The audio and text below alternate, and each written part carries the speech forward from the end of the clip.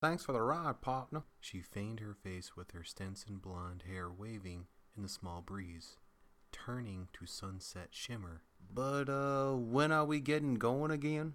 She squinted her emerald eyes, looking around, nothing in sight. Soon.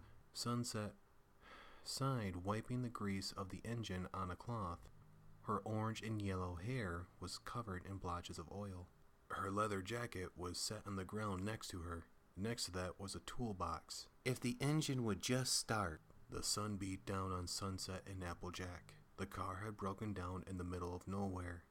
There were no bars, no gas station, no mechanics. They were in the middle of a desert. Maybe y'all just ain't doing it right. No, AJ, I know how to fix my own car.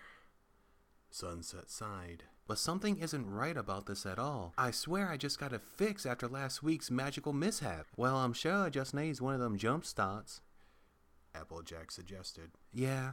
Sunset walked around to the back of the car. I'm sure I have a battery back here to get her going. Sunset opened the trunk and a few batches of apples fell out. Applejack. Sunset sighed. Why are there a bunch of apples in the trunk? Oh, well, you see. Applejack laughed. I couldn't fit 'em all in my briefcases, so I didn't think you'd mind if I emptied out your trunk and put 'em in there. Applejack. Sunset groaned. You tossed out the only way to jumpstart the car. Whoops. I suppose I gone and done it. AJ, do you have the map? Why, of course I do, Sugar Cube. Well, can I look at it? Sure thing. Applejack opened the back door of Sunset's car and grabbed the map. Sunset packed apples back down and slammed the trunk. The crunching of apples escaped the trunk and Sunset groaned. It was going to take forever to get that cleaned out. Applejack handed Sunset the map. The nearest town was 15 miles north. If they started now, they'd come across a gas station by nightfall. So what are we doing about all this? Applejack asked, peering over Sunset's shoulder at the map. Well, if we head north, we should reach a gas station. There we'll call a tow truck out here to pick up the car and take us back into town. Sunset folded the map and stuffed it in her jacket. Sunset and Applejack began to walk north. Down the road, the glint of metal sparkled in the desert. The object was an old red convertible. As they got closer, Sunset and Applejack could hear the sound of music blasting from the radio. They didn't see any driver or passengers. As they got closer, the smell of guano emitted from the hood. Applejack leaned in, and on the seat was a man with long black hair.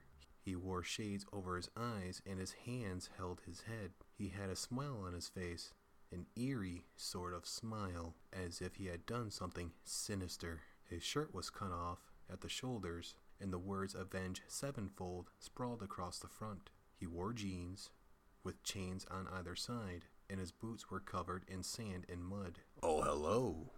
I had no idea expecting company. Give me a sec. The man struggled to get out of his position, grunting as he sat up. So, he said, taking off his sunglasses. What can I do for you? An autograph? A picture? If you're here for money, I told your boss, I ain't got it. We were wondering if you can give us a ride to the nearest town, and maybe borrow your cell phone. Sunset mumbled. What was that, sweetie? The man asked. I'm afraid the music's cutting you out. We were wondering if you'd give us a ride to the nearest town. Sunset shouted. And maybe borrow your cell phone. A ride? The man asked. Sure, hop in. I was just heading that way anyways. I decided to take a rest out here. Why in tarnations you rest in the middle of the desert? Applejack asked. I'm just letting in all the memories I had out here. The man smiled. Is that a bad thing? Well, no, I suppose it ain't. Applejack rolled her eyes. Well, what are you waiting for? The man asked. Bats to fly out the engine? Well, no, Sunset said, an eyebrow raised. Then come on. The man laughed, patting the seat next to him. You can sit up front, sexy. Sir, are you drunk? Applejack asked, as she got in the back. No. The man continued laughing. I'm just having a great time. As Sunset sat down, the man floored the pedal. The convertible skidded on the sand before taking off down the road. The man turned up the music as he took a right, speeding up as he did. For the next few minutes, the two girls were silent.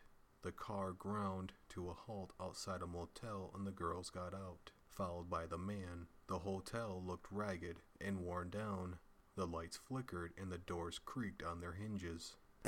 Wow! Sunset smiled nervously. I really like the color. Oh, don't talk like that. The man laughed.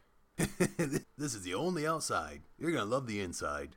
The man took them to the front where an old woman sat perched on a plastic chair. Her eyes seemed so large compared to the rest of her face, and a smile stretched uncomfortably across her face. Morning, Judy. The man waved. How's business? Very well. Judy replied. Just got a brand new stock. All thanks to you. Excuse me, Judy? Sunset interrupted. You wouldn't happen to have a phone I could use, would you? Why, yes, dearie. Judy replied. It's inside. Help yourself. Come on, AJ. Sunset hurried. This place gives me the creeps. Applejack and Sunset walked through the door towards the front desk. The place looked rather new, with strange wallpaper set around. Skulls with bat wings were plastered across the wallpaper, and the floors were covered by a deep gray carpet. At the desk, a computer sat, and next to it, a phone. Sunset picked up and dialed Twilight's number. If anyone would waste no time coming here, it was Twilight. The phone rang a few times before it went to voicemail. Hi, you've reached the cell phone of Twilight Sparkle. I am currently unavailable at the moment, most likely studying for an application to an independent study program. Please leave a message after the beep, and I'll try to get back with you as soon as possible. The phone clicked, and soon after it beeped. Hey, Twilight. Sunset said into the phone. First of all, you haven't changed your answering machine message. Second, we're currently at a motel near... Applejack, go ask the guy where we are. Applejack nodded and walked out the door, leaving Sunset alone. Excuse me, Mr... Applejack paused. He hadn't even told them his name. Swadas. The man smiled. Swadas M. Excuse me, Mr. Swadas, where are we exactly? Applejack asked. It's hard to say. Swadas laughed, looking around. Why did it call you here? You drove us up here? Applejack frowned, both confused and angered by the answer she received. But your car broke down. Swadas nodded off to the open desert. You would have wound up dead if this place hadn't demanded our fates to touch. What in tarnations are you babbling on about? Welcome to the strangest place in the US of A. Swadas laughed, spreading out his arms as if there were more to see. A motel? No, go on. Walk around. You may find things aren't exactly what they seem, pretty lady. Swadas laughed as he turned around and walked to the motel. Wait one dog picking minute there. Applejack ran into the building, but there were no signs of Swadas, only sunset shimmer. So did you find out where we are? Sunset asked. Applejack looked around, exasperated by what just happened. The strangest place in the USA. Applejack replied. That isn't much of an answer, AJ. Sunset frowned. That's all Swadas told me before he disappeared entering this motel. Applejack continued to look around, trying to understand how he had done it. Swadas, the guy from right outside, right? Sunset asked. Applejack. Yeah, he gone and walked in here, but now he ain't here. Applejack frowned, looking around. I didn't see him come in here, AJ. Sunset said, raising an eyebrow. How in tarnations did you miss him? Applejack shouted. Because he never walked in the building. Sunset replied. Right, so I told Twilight just to come and pick us up once she finds the strangest place in the USA. Sunset said. And I suppose we should look around.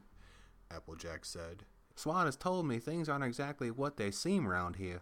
That guy is absolutely the weirdest man I have ever met. Sunset frowned. When she got back to her apartment, she was going to get to the bottom of this, run background checks on Swadas.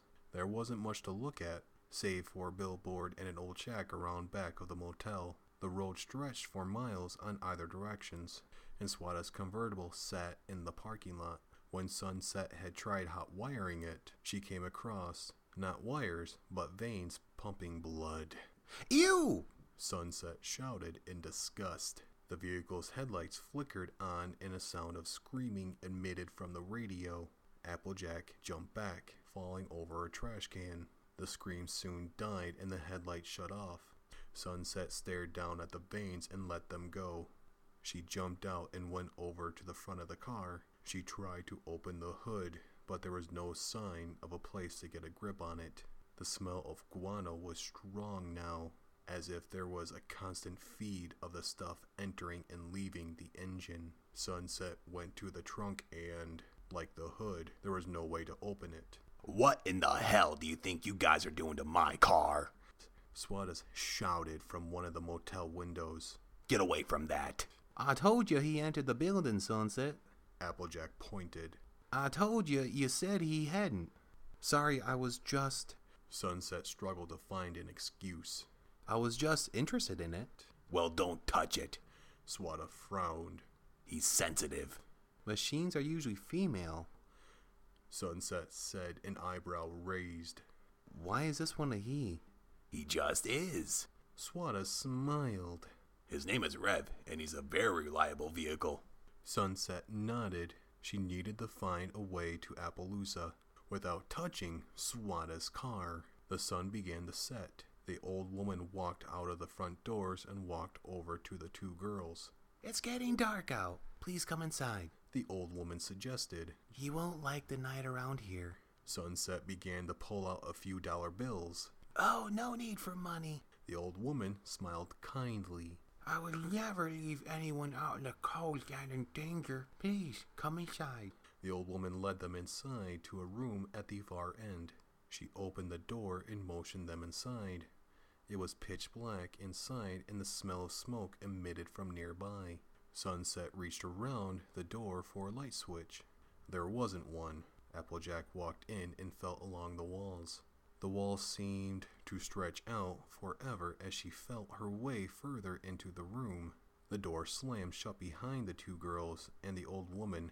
Torches began to light along the walls, illuminating a cave. The old woman's face melted away, and the sounds of tearing clothes and tendons echoed through the cave. Where the woman once was now a skeleton. Bat wings spread across the cave, teeth glaring on the light. What the what? Sunset said, her eyes trained on the two fangs and the skeleton's row of teeth. It only took you this long, the skeleton said. It took you all day. What are you talking about? Applejack asked, the skeleton saying. Welcome to a place unlike you've seen, the skeleton said. Before the two could ask, footsteps echoed from further down the cave. They sounded like they came from a pair of boots. Ladies, welcome. Swada smiled as he turned on a bend in the cave. Let me show you around. It was a literal hell in the cave. The smell of something burning filled the air and skulls lined the walls. As they reached the end, they were greeted by a group of women dressed in rags. Their eyes were sunken and they lacked a healthy look by both their skin and the way their skin stretched across their bones. One took Sunset's jacket and another Applejack's hat. The others bowed to Swada as he escorted the two girls through the hellhole. What in tarnations are you doing in this place?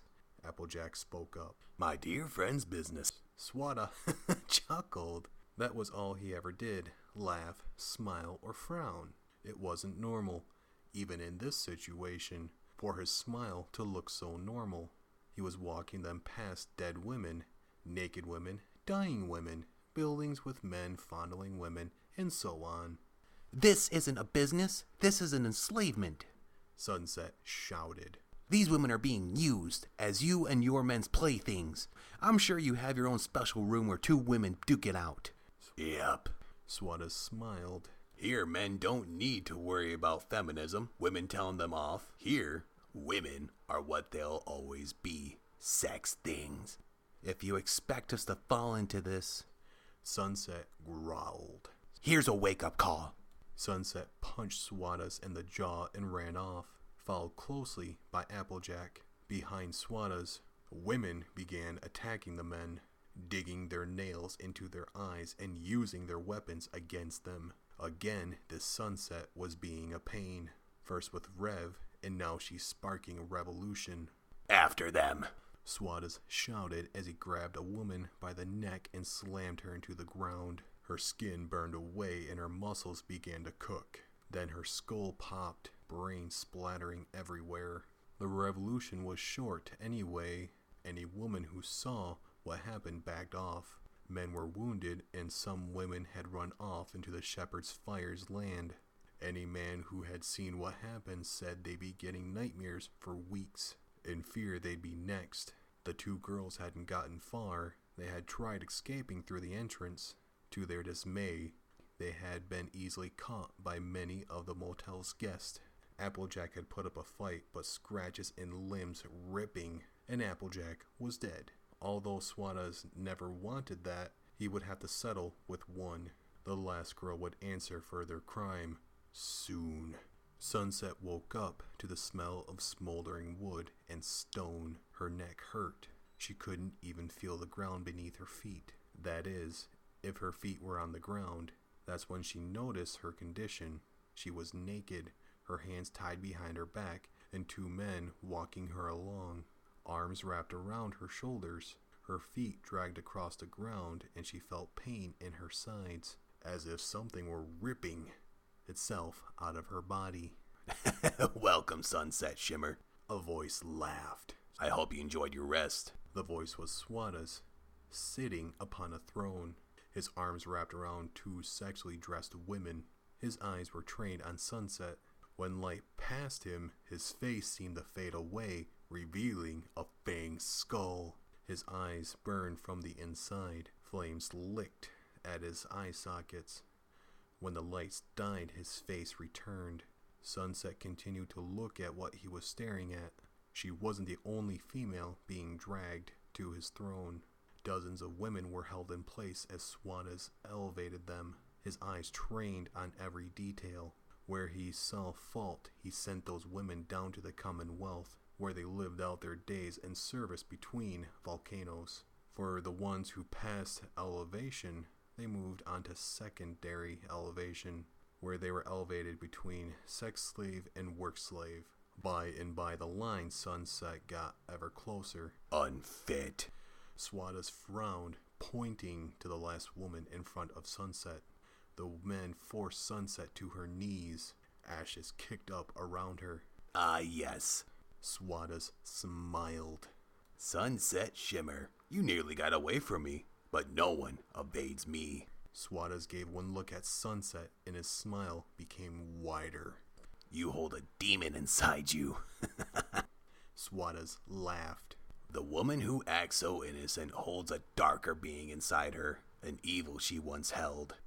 Swadas removed himself from his throne and walked to Sunset. As he passed the lights, his fanged skull became prominent again. Leave me alone. Sunset groaned in pain as Swadas gripped her side. Look at it. Swadas laughed. Even you've neglected it so long, it wants out. Look at your skin. Do you see the variation in texture? No? Well, I do. And your demon wants out to be set free. So here's the deal. I can send you down to the crevice between volcanoes. You can be sex slave, or I can set your friend here free, allowed to consume your body, and join me as my queen. As he spoke those words, he let every single one sink in. Slowly, her mind went into conflict, as if she weren't alone in her head. Just imagine the power you could have once more. The things you could do. No, I'm better than that. That's my past, and I don't want it anymore. You weak fool. This offers what you need to exist through me. Otherwise, you become his personal plaything, or you die in a river of lava. It's better than letting my friends down. It's better than losing everything and gain so little in return. In the end, you lose everything if you die. Well, Swadas raised an eyebrow. I'm waiting. Give in. Join him. And someday you can bring your friends here. You'll have them all here to stand by your side. You can have them all. And still let your pain go. No! Sunset shouted. I won't do it. Swadas' smile turned into a grimace. You should have listened to your new king. Swadas frowned. You would have made a very fine queen. Off with her head. Wait! Sunset's eyes widened. The two men started dragging her away. Hail to the king, baby. Swada smiled. Hail to the fucking king. Tears swelled up inside Sunset's eyes. She was going to die, and she wouldn't even be allowed to say goodbye to her friends. The men dragged Sunset into a small room.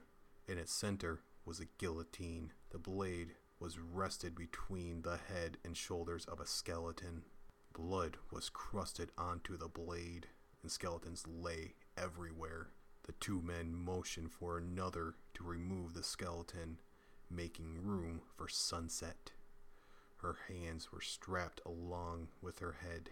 The blade dangled above, ready to be released. Her heartbeat drummed faster and faster, and then there was no heartbeat. There was nothing.